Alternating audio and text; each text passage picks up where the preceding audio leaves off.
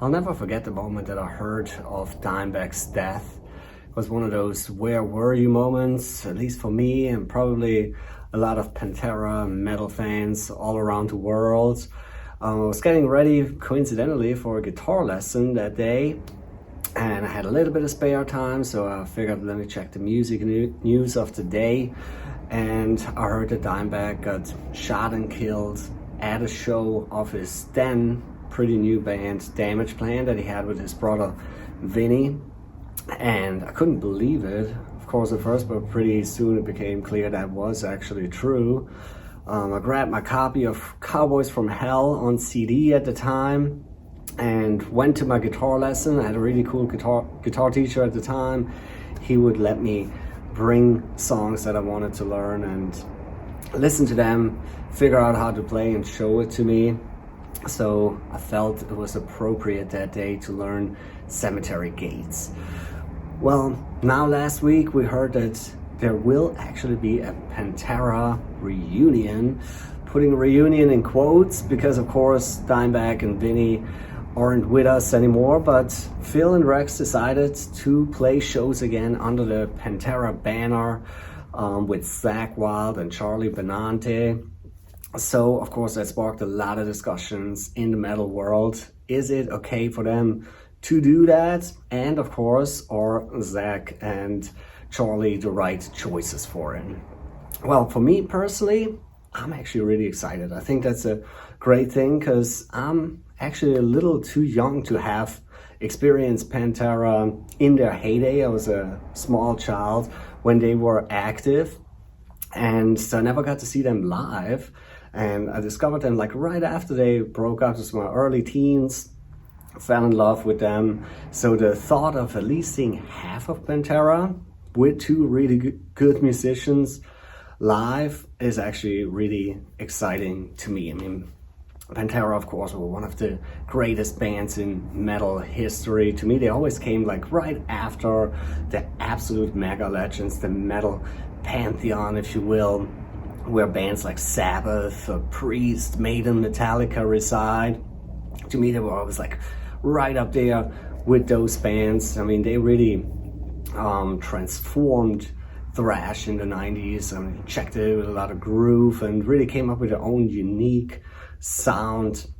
And yeah, waved the metal flag in the 90s. That was a kind of a difficult time for metal, or for a lot of metal bands who were kind of struggling commercially, but they did really well and became, yeah, probably the biggest metal band of the 90s. And yeah, I would say they are definitely a 90s band, even though one thing I always thought was interesting about Pantera, they were founded in the 80s, but then they didn't just reinvent themselves with Cowboys from Hell. No, they just decided to basically act like anything before that never happened, just swept it under the rug.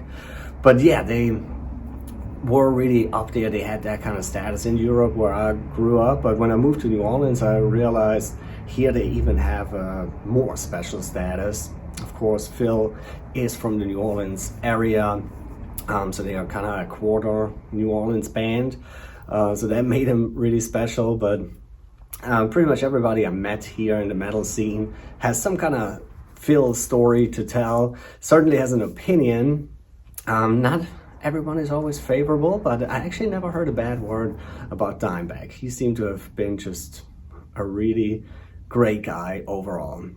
But yeah, I think there's a lot of people that probably have kind of the same experience as me, that fell in love with Pantera later on after they already broke up. It's been over 20 years. There's a whole new metal generation that has grown up in the meantime. Never got to see them live, but I think also some of the old fans are probably really stoked. I mean, I just talked to a customer today. He said he saw them 3-4 times back in the 90s, and he was just super excited about the thought of seeing them live again. Even though, of course, Dimebag and Vinny can't be there and are, of course, essential parts of Pantera, but seeing those songs performed live by Phil and Rex, that is actually, to me personally, a really great thought. But then the other question, of course, is, well, did they make the right choice with Zakk Wylde, Charlie Benante? Well, let's start with the guitar first. Dimebag, of course, was a one-of-a-kind guitar player. I mean, the guy of course, was technically on a really, really high level. He could shred like nobody's business, but well, some other things I think make him really special. For one, of course, he really had his own style, his own tone, his own sound. It was instantly recognizable. It was imitated a lot later on. It was highly influential. And another thing that I really loved about him was that he knew the value of simplicity in the right moment. I always think Walk is such a good example for that. I mean, you can't really write a riff much more straight up than that, but it is just so impactful, so powerful, instantly recognizable. It's an absolute master riff. And I think Dimebag was really great at that. As great as he was from a technical point of view, he always did what was right for the song and wrote really great ones. So who could possibly replace him? I think, well, not replace, but who could play that role, I guess, in this Pantera reunion, if you will.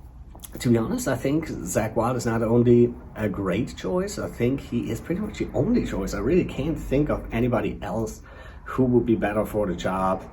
I mean, of course, Zakk and Dimebag were really great friends. Zakk wrote one of my personal favorite Black Label Society songs, In This River, for Dimebag. That's the first song I ever played on piano. Not that I'm great at that, but another example of simple is sometimes better. But anyway, Zakk, of course, mainly is a guitar god.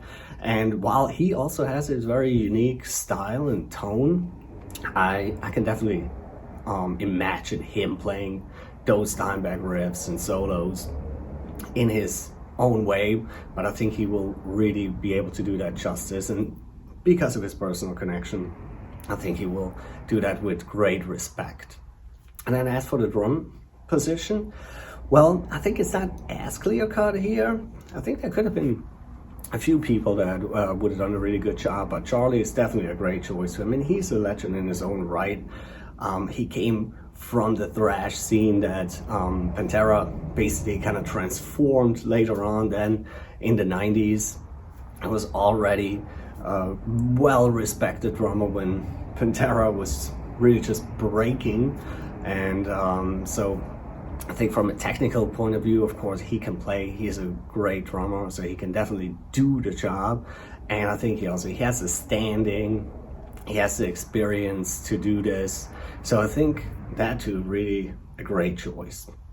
Yeah, so me personally, I'm actually really stoked. I would love to see one of the shows. But let us know in the comments, what do you think about it? Is it okay for them to do these shows under the name Pantera, the sacred Pantera name? And are Zakk and Charlie the right choices for the jobs? And just in case you need some records, come visit us here in Mandeville, Louisiana, right outside of New Orleans. And if that's too far away, we have a web shop too, 22soundrecords.com. Don't forget to subscribe to our channel. Follow us on social media. We put out a record of the day every day at 22 Sound Records. You might discover something new there. Thanks for watching. Hope to see you all around.